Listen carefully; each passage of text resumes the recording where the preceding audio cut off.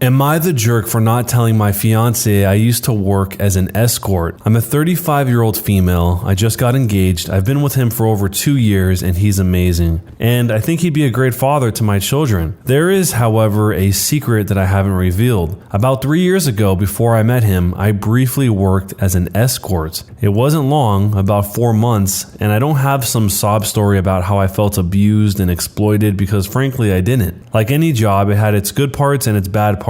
I don't have some dramatic story about escaping it. I stopped simply because I didn't want to do it anymore. I didn't require therapy or rehab. I just moved on and got a normal job. I have been regularly tested and I have no STIs, nor do I have any emotional scars from it. So I told myself it's now no one else's business because it won't impact any other relationships. However, it feels wrong. I can't share this. He once asked how many partners I had and I simply said a lot and told him the technical truth, that I was prolific in one point in my life, but no longer am and don't intend to do so. I'm still scared to potentially ruin a great thing if I reveal it, but I'm also not looking forward to keeping this a secret for the rest of my life. Am I the jerk for keeping this a secret? The fact that someone would even be asking the question on whether or not they should bring this up to their fiance makes it pretty obvious that they know their fiance would want to know about this. And if your fiance or whoever you're about to be committed to for life would specifically want to know about this, and you know they do because you're having this dilemma, then how could you not tell them? She's not looking forward to keeping this a secret for the rest of her life, so it's better to just be open and upfront, like you can probably assume that he's trying to be,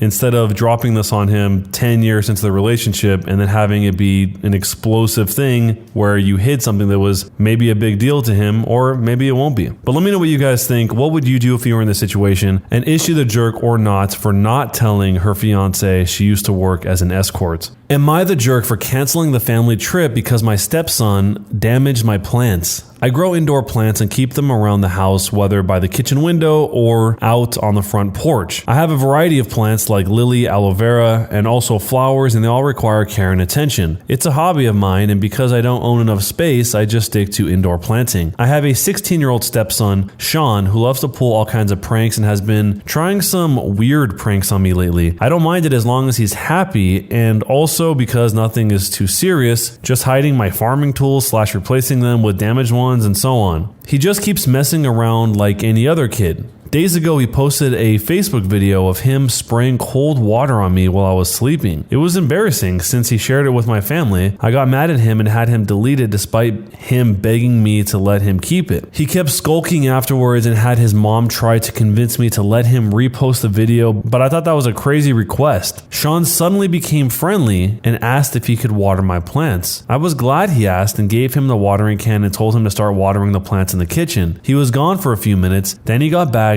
and started watering all the plants in the house. Later in the evening, I was cleaning my tools and there was a weird smell coming from the watering can. It smelled like bleach. I freaked out and checked my plants and the smell was coming from them. I confronted Sean and asked what he watered the plants with. He acted dumb and said nothing, but I found a bottle of bleach in his room, which made me lose my temper. He admitted to watering my plants with bleach to get back at me for making him remove the video. I was mortified. I immediately canceled the weekend trip to the national park that he was looking forward to. He started crying, saying it was too much, and he made a mistake in a moment of clouded judgment. I refused to discuss it. My wife feels bad. Sean hasn't been eating well since I canceled the trip, but he damaged my plants and caused me hurt and pain. She thinks an apology was enough. He is a kid and made a mistake. She wanted me to let it go, but I said canceling the trip is his official punishment, period. I got called unreasonable and stubborn for this, and that I don't respect her as a parent too, and said taking away the only thing he cares about the most and looks forward to reeks of abuse. Sean has this mentality that if he admits doing something wrong, then he'll be forgiven. This isn't how it should be, but his mother thinks admitting to it and apologizing should be the end of it. So, am I the jerk for canceling the family trip because my stepson watered my plants with bleach? So from the way the stepdad tells it, it sounds like the kid thinks he can get away with whatever he wants, so long as he does this little formulaic dance where he admits it, apologizes about it, and then I guess cries about it. But I can understand why the dad is so weirded out by this. I mean, he filmed him in a situation that he obviously felt was was embarrassing. I'm referring to the stepdad, of course, and then posted it online for his own family to see, and then did something that is probably going to kill his plants. I don't think those plants are going to make it if he put a bunch of bleach on them, and I'm guessing he just didn't put a little sprinkle of bleach. To me, it seems like the punishment fit the crime. Canceling a trip for killing his plants seems like a pretty fair punishment to the kid, but what do you think, and what would you do if you were in this situation? Is the stepdad here a jerk or not? Am I the jerk for being honest about how I was bullied and how the teachers in my school did nothing about it while being interviewed by a current student? I'm an author of a mild success. I'm not incredibly popular, but my books sell enough. About 3 years ago, someone from my old high school reached out to see if a student could interview me. I responded that my time at the school wasn't the happiest, but I would give the student responses relating to my career. We had a great chat. She started asking questions about my time at the school, but I redirected. She caught on to what I was doing and she asked, "I'm sensing that you're hesitant to talk about your time at the school. Is this true?" I said, "Let's focus on the story." And she was like, "Actually, this could be a better story." So I said, "You know what? Sure, whatever. I don't owe the school anything. I'm not being paid. And even though it's been a long time and I've grown from what happened, it's still worth talking about." I mentioned a few names in specific and how I tried to ask for help and was blown off by everyone. Teachers in my school very strongly favored the girls in sports teams and would often be buddy-buddy with them and their parents. I mentioned a teacher who openly mocked the way I dressed, my lack of athleticism, etc. I brought up the time that a group of girls followed me around the school mooing at me, and when I broke down crying because they wouldn't stop and tried to tell a teacher, the teacher called me Mooly for the rest of the year when I yelled, "My name is Molly." She had me suspended for a week. She ended up publishing the whole interview.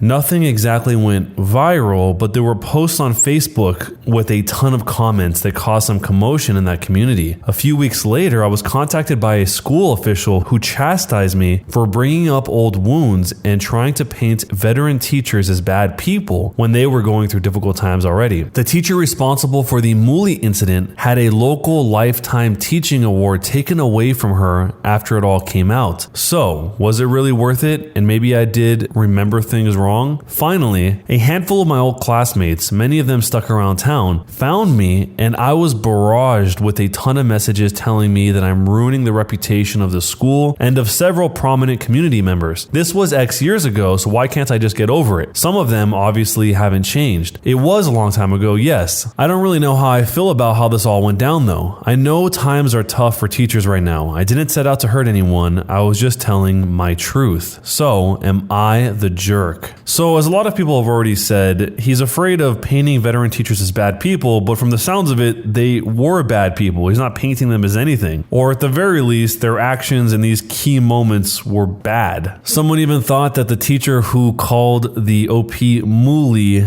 deserved to lose that award and is probably now having a cow. And there's another response that she is utterly disappointed. The way that the OP Molly tells the story sounds like all the events that happened at the school have been eating at her for a long time, and maybe she could have just said this without mentioning any names, but it sounded like this is something that had been eating away at her, and she wasn't really the one to bring it up at all. It was the person interviewing her that noticed that she was trying to steer clear of all of this. And the things she describes aren't really subjective things, they're very objective. It's not like, oh, I feel like this was sort of the situation. It was just straight up, this is what happened, this is how it happened, and then this is how I felt about it. It sounds like the entire transcript of the interview was posted in this article that the student did. So if this was you, how would you handle it? And is she the jerk or not for being honest about how she was bullied and how the teachers at her school did nothing? Am I the jerk for throwing out my mom after she threw out my herb?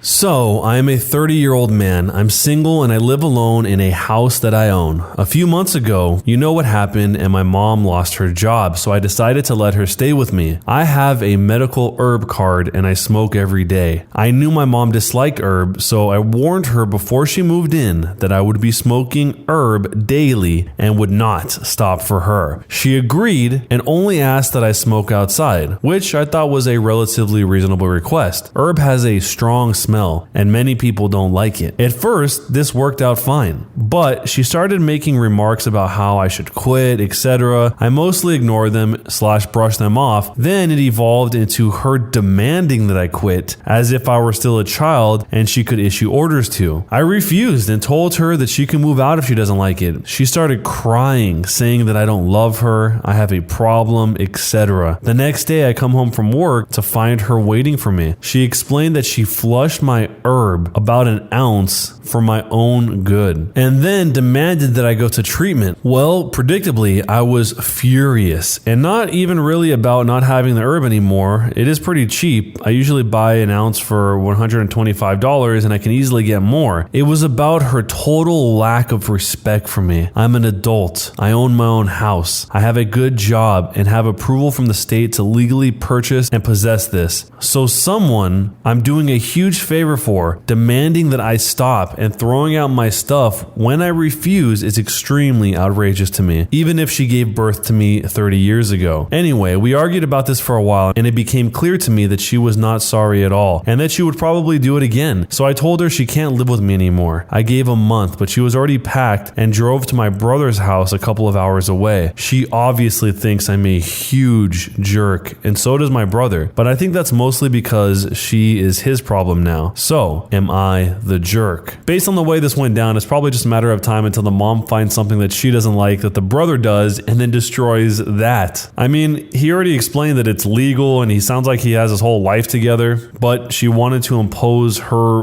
opinion on him kind of in a Trojan horse type of way, where she seemed like she was going to be okay with it under certain requirements, and then once she was inside the premises, then she surprised him with this whole "you have to quit now," and then tried to destroy it, thinking that that would help, which obviously it didn't. But let me know what you would do if you were in this situation, and is he the jerk or not for kicking out his mom for doing this? Guy quits his job thinking he became rich. I work for a construction company and we do remodeling on homes. We have a rule here that we get to keep anything we find hidden behind the walls. We hired this guy. We really needed a worker badly who was a total jerk from day one. I've been working for this company for 5 years, and this guy has only been doing construction for 1 year after he got fired from his accounting job for getting a DUI. Anyways, he would always make fun of my clothes and my accents, and one day he went too far by telling my boss about my private Instagram account pics. He got on my phone and looked around through my Instagram page and showed my boss pictures of me smoking herb. Little did he know that my boss is my friend from 8 years ago,